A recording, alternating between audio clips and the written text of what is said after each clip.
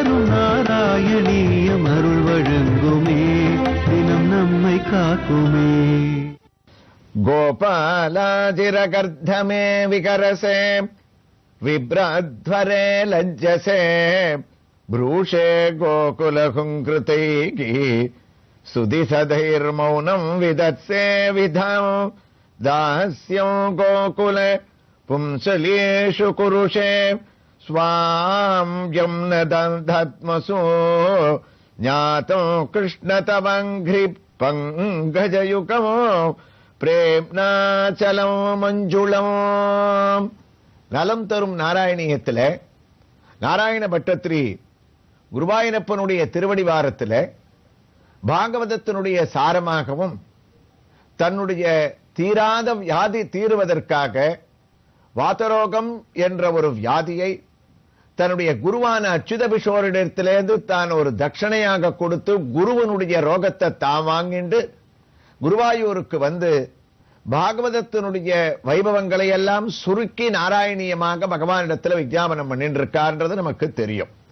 ஒவ்வொரு ஸ்லோகத்துக்கும் குருவாயூரப்பன் தலையசைத்து கேட்க நாராயணியத்தினுடைய பெருமைகளை ஆரம்பித்து பகவானுடைய ரூபம் லாவண்யம் அவனுடைய அழகு குருவாயூர் பெருமைகள் குருவாயூர்ல நடக்கக்கூடிய பூஜை முறைகள் எல்லாவற்றையும் வர்ணித்த நாராயண பட்டத்திரி அஷ்டாங்க யோகத்தினுடைய பிரபாவங்களை எல்லாம் கூறி அதற்கு அடுத்ததாக 5வது தசகத்திலே பகவான் உலகத்தில சிருஷ்டி கிரமங்களை எல்லாம் எவ்வாறு செய்கிறார் உலகத்தை எவ்வாறு படைக்கின்றார் என்று ஆரம்பித்த பட்டத்திரி 5வது தசகத்தினுடைய 9வது ஸ்லோகத்திலே அவரால் படைக்கப்பட்ட அக்னி வாயு பூமி இதுக்கெல்லாம் ஒத்துமை இல்லை, அதாவது அதனுடைய காரியத்தை தாம் பண்ண ஆரம்பிச்சது.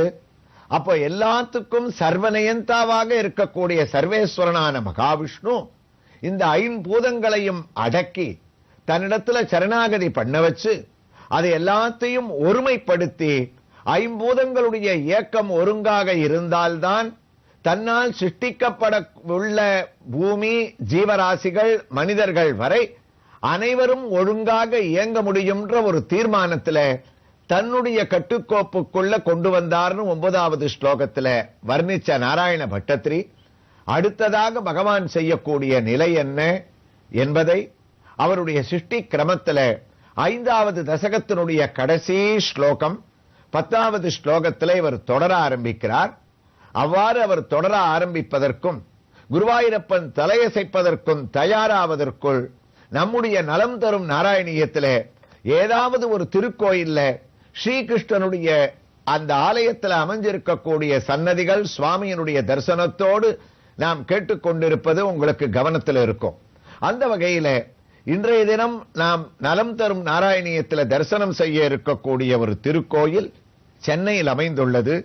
சென்னையில் ரெட் ஹில்ஸ் என்று அழைக்கப்படும் புழல் என்ற அந்த ஒரு ஊரிலே, அதுவும் புழலிலே மத்திய சிறைச்சாலைக்கு எதிரிலே அமைந்திருக்கக்கூடிய ஒத்தவாடை தெருவை ஒட்டியுள்ள பஜனை கோயில் தெருவில் குடிகொண்டிருக்கக்கூடிய அருள்மிகு ஸ்ரீ ராதாகிருஷ்ணன் திருக்கோயிலில் திவ்ய தரிசனத்தை நாம் அடைய இருக்கின்றோம். இந்த திருக்கோயிலானது சுமார் 120 வருடம் பழமை வாய்ந்ததாக இங்கு இருப்பவர்கள் கூறுகிறார்கள்.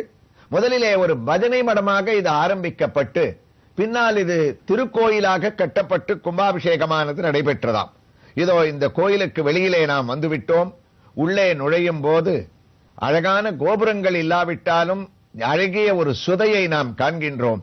அந்த சுதையிலே நின்ற திருக்கோலத்திலே ராதாகிருஷ்ணன் பரிமளிக்க நம்மை வரவேற்க அந்த சுவாமி தன்னுடைய இடது கையிலே கதையை வைத்துக் கொண்டு வலது கையிலே என்னுடைய திவ்ய தரிசனத்திற்காக வாருங்கள் என்று கோயில் வாசலிலேயே அபய கஸ்தத்தோடு நம்மை வரவேற்று உயர்ந்த கிரீடத்தை சார்த்திக் கொண்டு நின்ற திருக்கோலத்திலே இருக்கக்கூடிய அவருக்கு ராதாதேவியானவள் தானும் நமக்கு அபய அளித்து வாருங்கள் எங்களுடைய திவ்ய தரிசனத்திற்கு என்று ராதையினுடைய திவ்ய தரிசனத்தையும் நாம் அடைகின்றோம். இந்த சுதைக்கு இருபுறமும் சிறிய திருவடியான ஹனுமார் ஒரு புறமும் மற்றொரு புறம் பெரிய திருவடியான கருடன் நமக்கு சேவை சாதிக்க இதோ உள்ளே நுழைந்து விட்டோம். சிறிய பலிபீடத்தை தாண்டினால் அழகான கருடனுடைய சன்னதி. இது வைஷ்ணவ ஆலயங்களிலே எம்பெருமானை நோக்கி கருடன் நமக்கு சேவை சாதிப்பது என்பது புதிய விஷயம் அல்ல.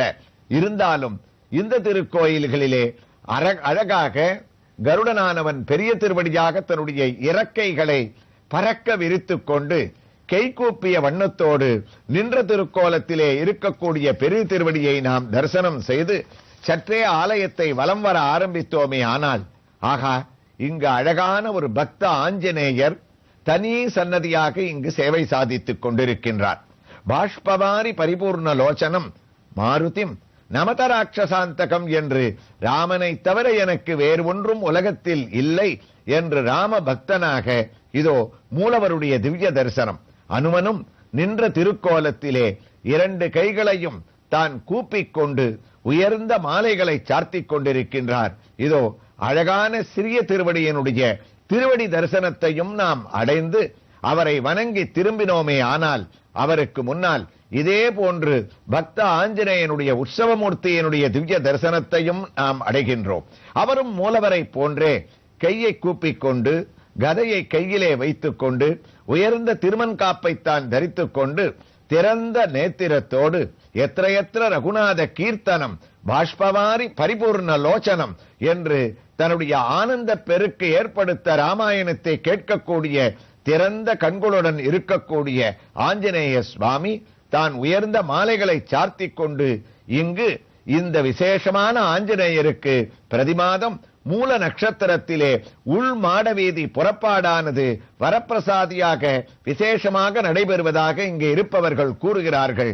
இந்த ஒரு சூழ்நிலையிலே இவர்களுடைய தரிசனத்தை நாம் பூர்த்தி செய்து சிறிய திருவடியின் தரிசனத்திற்கு அந்த ஒரு காட்சியோடு நாராயணியத்திற்கு நாம் திரும்புகின்றோம்.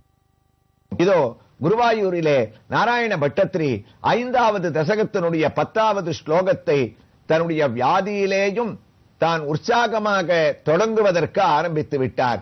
இந்த தசகத்தினுடைய கடைசி ஸ்லோகம் பகவானுடைய சிருஷ்டி கிரமத்தை இவர் ஆரம்பிக்க குருவாயூரப்பனும் உன்னிப்பாக அவருடைய ஸ்லோகத்தை கேட்பதற்கு தயாராகிவிட்டான். நாமும் தான் தயாராகிவிட்டோம். இதோ அந்த பட்டத்திரியினுடைய கம்பீரமான 5வது தசகத்தினுடைய கடைசி ஸ்லோகம். அண்டம் தத்கலு பூர்வ சிருஷ்ட சலிலே திஷ்டத் சகஸ்டம் சமாக நிர்பில்தன கிருதாக சதுர்தச ஜகத் ரூபம் விராடாக்வயம் சாகஸ்ரைகி கர பாத மூர்தனி வகைகே நிசேஷ ஜீவாத்மகோ நிர்பாதோசி மருத்புராதிபசமோ திராயஸ்வ சர்வாமயாத். குருவாயூரப்பா, பஞ்சபூதங்களையும் நீ ஒன்றாக அடக்கினாய். அதனுடைய சிருஷ்டி கிரமத்திலே அதனுடைய காரியத்தை அவைகளுடைய செயல்களை வாயுவானது காற்றை மற்றும் வீச வேண்டும், அளவோடு இருக்க வேண்டும். நெருப்பானது தேவையான அளவுக்கு இருக்க வேண்டும், அதற்குண்டான காரியங்களை செய்ய வேண்டும். பூமாதேவியானவள் தன்னுடைய காரியப்படி அனைவரையும் பொறுமையாக தாங்க வேண்டும். ஆகாயமானது சப்தத்திற்காக உண்டாகி இருக்க வேண்டும்.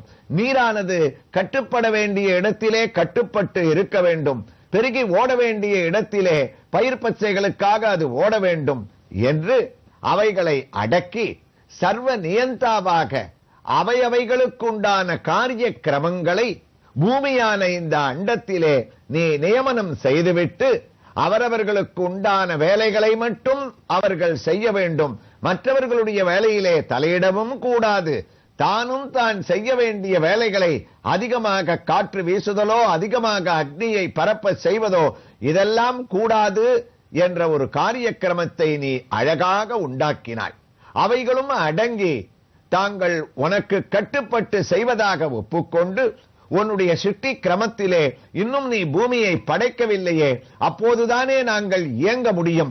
நாங்கள் ஒற்றுமையாக இயங்குவதற்கு தயாராக இருக்கின்றோம் என்று சொல்ல அந்த காரிய கிரமத்திலே குருவாயூரப்பா அண்டம் தற்கொலு பூர்வ சிருஷ்ட சலிலே உலகத்தை ஒரு அண்டமாக நீ படைத்தாய்.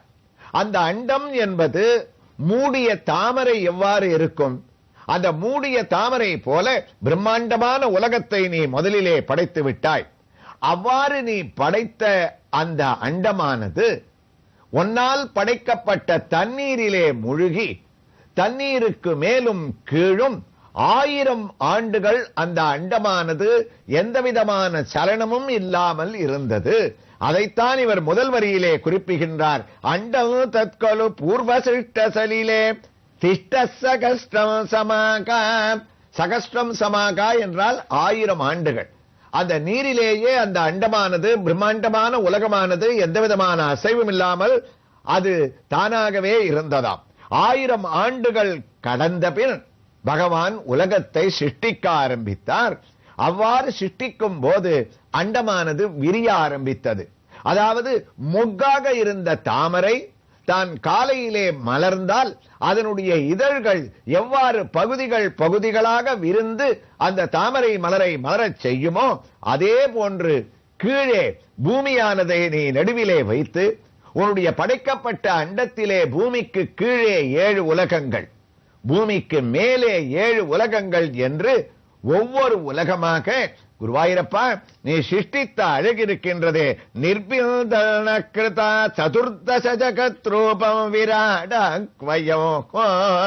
கீழே உன்னுடைய பூலோகத்திற்கு கீழ் அதலம் என்ற ஒரு லோகம், அதற்கு மேல் விதலம், அதற்கு மேல் தலாதலம், அதற்கு மேல் ரசாதலம், பாதாளம் என்று இருக்கக்கூடிய அந்த கிரமங்கள் பூமியிலிருந்து கீழாகவும் கீழிருந்து நோக்கினோமே ஆனால் பாதாளம், ரசாதலம், தலாதலம், விதலம், அதலம், பூலோகம் என்றும் பூலோகத்திற்கு மேலே ஒன்னால் படைக்கப்பட்ட உலகங்கள் புவர்லோகம், ஜனோலோகம், மகோலோகம், தபோலோகம், சத்தியலோகம் என்று சொல்லக்கூடிய அந்த உலகங்கள் எல்லாவற்றையும் கீழே 7ஆகவும் மேலே 7ஆகவும் நடுவிலே இருக்கக்கூடிய பூமி இவை எல்லாவற்றையும் கலந்து அந்த அண்டத்துக்குள்ளே நானே அந்தர்யாமியாக இருக்கின்றேன் என்று காட்டுவதற்கு போல நீ விராடாக்வயம் அனைத்தையும் குருவாயிரப்பா நீ படைத்து விட்டாய். உலகங்கள் தயாராகிவிட்டது. அதிலே உன்னால் படைக்கப்பட வேண்டிய ஜீவராசிகள் வர வேண்டும்.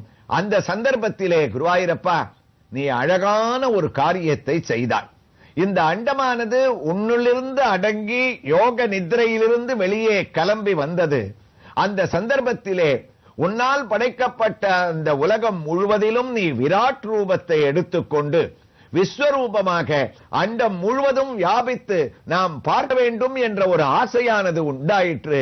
அதனால் நீ கிடுகிடுகிடு என்று வளர்ந்து உயர்ந்த பெரிய ரூபத்தை எடுக்க ஆரம்பித்தாய் என்று விராட் ரூபத்தை வர்ணிக்க ஆரம்பிக்கக்கூடிய பட்டத்திரி இந்த ஸ்லோகத்தை எவ்வாறு தொடர்கின்றார் என்ற ஒரு வைபவத்தை இங்கு எழுந்தருளி இருக்கக்கூடிய ராதாகிருஷ்ண சுவாமியினுடைய இந்த ஒரு திவ்ய திருக்கோயிலிலே இருக்கக்கூடிய ஒரு சன்னதியின் தரிசனத்தோடு நம்முடைய நலம் தரும் நாராயணியத்தில் தொடர்ந்து நாம் கேட்கலாம்.